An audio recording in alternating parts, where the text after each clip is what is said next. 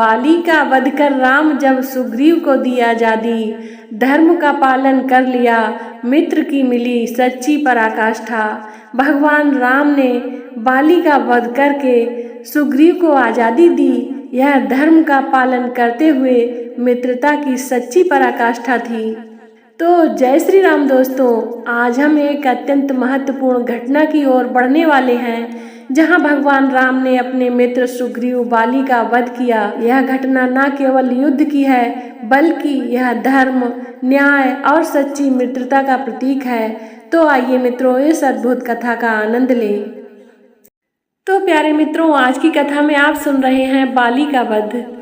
तदंतर वे सब लोग बाली की राजधानी किष्किंधापुरी में गए। वहां पहुंचकर राम एक गहन वन में ठहर गए और सुग्रीव से कहा, तुम बाली को युद्ध के लिए ललकारो और निर्भय होकर युद्ध करो।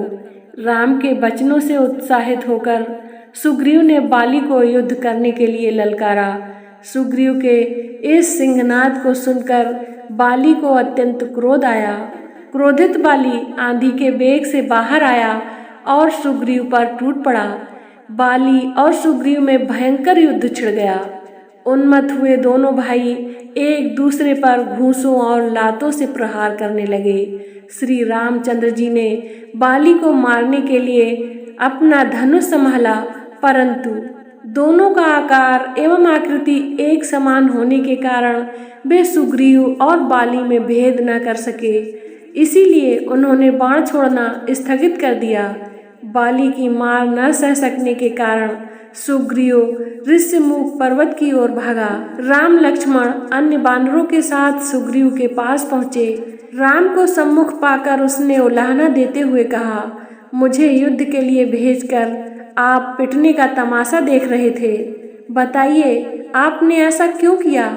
यदि आपको मेरी सहायता नहीं करनी थी तो मुझे पहले ही स्पष्ट कह देना चाहिए था कि मैं बाली को नहीं मारूंगा।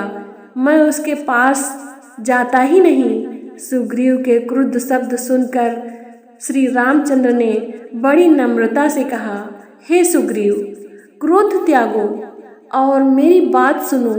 तुम दोनों भाई रंग, रूप, आकार, गति और आकृतियों में एक समान हो, अतः मैं तुम दोनों में अंतर नहीं कर सका और मैंने बाण नहीं छोड़ा। यदि मेरा बाण बाली को लगने के स्थान पर तुम्हें लग जाता तो मैं जीवन भर किसी को मुख दिखाने के लायक नहीं रहता। हे बानरेश्वर, अपनी पहचान के लिए तुम कोई चिन्ह धारण कर लो, जिससे मैं तुम्हें पहचान लूं और फिर से युद्ध के लिए जाओ। इतना कहकर वे लक्ष्मण से बोले, हे लक्ष्मण, यह उत्तम लक्षणों से युक्त गजपुष्पी लता फूल रहे हैं, इसे उखाड़कर महामना सुग्रीव के गले में पहना दो। लक्ष्मण ने वैसा ही किया और सुग्रीव फिर से युद्ध करने चला। इस बार सुग्रीव ने दूने उत्साह से सिंहनाद करते हुए घोर गर्जना की, जिसे सुनकर बाली आंधी के वेग से बाहर की ओर दौड़ने को उद्यत हुआ, किंतु उसकी पत्नी तारा ने भयभीत होकर बाली को रोकते हुए कहा, हे वीर श्रेष्ठ, अभी आपका युद्ध के लिए जाना श्रेयकर नहीं है। सुग्रीव एक बार मार खाकर भाग जाने के पश्चात फिर युद्ध करने के लिए लौटा है। इससे मेरे मन में शंका उत्पन्न हो रही है। ऐसा प्रतीत होता है कि उसे कोई प्रबल सहायक मिल गया है और वह उसी के बल पर आपको ललकार रहा है। मुझे कुमार अंगद से सूचना मिल चुकी है कि अयोध्या के अजय राजकुमारों राम लक्ष्मण के साथ उनकी मैत्री हो गई है। संभव है वे ही उसकी सहायता कर रहे हों। राम के पराक्रम के विषय में तो मैंने भी सुना है, वे शत्रुओं को देखते देखते धराशाही कर देते हैं। यदि वे स्वयं सुग्रीव की सहायता कर रहे हैं तो उनसे लड़कर आपका जीवित रहना कठिन है। इसीलिए उचित यही है कि इस अवसर पर आप बैर छोड़कर सुग्रीव से मित्रता कर लीजिए, उसे यूं राजपद दे दीजिए। वह आपका छोटा भाई है और इस संसार में भाई के समान हितु कोई दूसरा नहीं होता। उससे इस समय मैत्री करने में ही आपका कल्याण है। तारा के इस प्रकार समझाने पर बाली ने कहा, हे बरानने, मैं सुग्रीव की ललकार को सुनकर कायरों की भांति घर में छिपकर नहीं बैठ सकता और न ललकारने वाले से भयभीत होकर उसके सम्मुख मैत्री का हाथ ही बढ़ा सकता हूँ। श्री रामचंद्र जी के विषय में मैं भी जानता हूँ, वे धर्मात्मा हैं और कर्तव्य को समझने वाले हैं। वे पाप कर्म नहीं कर सकते। तुमने मेरे प्रति अपने स्नेह एवं भक्ति का प्रदर्शन कर दिया। अब मुझे मत रोको, मैं सुग्रीव का सामना अवश्य करूँगा और उसके घमंड को चूर चूर कर डालूंगा। युद्ध में मैं उससे विजय प्राप्त करूंगा, मगर उसके प्राण नहीं लूंगा। यह कहकर बाली सुग्रीव के पास पहुंचकर उससे युद्ध करने लगा। दोनों एक दूसरे पर घूंसों और लातों से प्रहार करने लगे। जब राम ने देखा कि सुग्रीव की शक्ति क्षीण होती जा रही है तो उन्होंने एक विषधर सर्प की भांति बाण को धनुष पर चढ़ाकर बाली को लक्ष्य करके छोड़ दिया।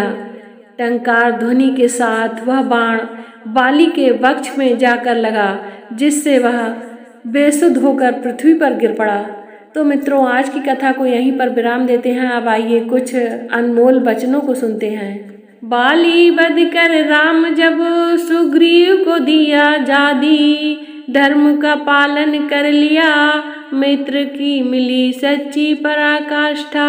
भगवान राम ने बाली का वध करके सुग्रीव को आजादी दी। यह धर्म का पालन करते हुए मित्रता की सच्ची पराकाष्ठा थी। बाली समझा राम को शत्रु, पर सच का किया उन्मूलन, वीरता से हुआ विजय, बाली को मिला नाश अनुकूलन। बाली ने राम को अपना शत्रु समझा, लेकिन सच्चाई का अंत हुआ।